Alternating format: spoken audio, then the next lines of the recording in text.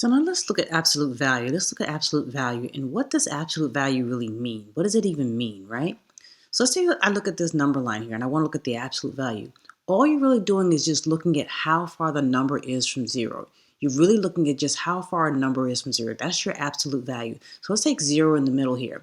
And let's say I want to look at -4 and I want to look at the absolute value of -4. Well, I'm ignoring the sign. I just want to see how far that number is from zero. So the absolute value of -4 is 4. It's simply 4. It's as simple as that. It doesn't matter where it is on a number line. It's just how far it is from zero. That's what counts.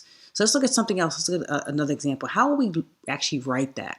You will see that for the absolute value of a number is written with these two hash marks, if you will, and the number inside those two lines. That's how you write absolute value. You're ignoring the sign. You just write the number inside of those two lines. That's how you write it. That's how you see it depicted.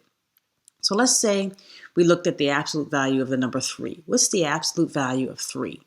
Well, the absolute value of the number 3 is just that. It's 3 in between those two lines. That's how you write it. It's just the absolute value of 3. Let's look at it another way, at another example. Let's say we look at -5. What is the absolute value of -5? And you guessed it, the absolute value of -5 is 5.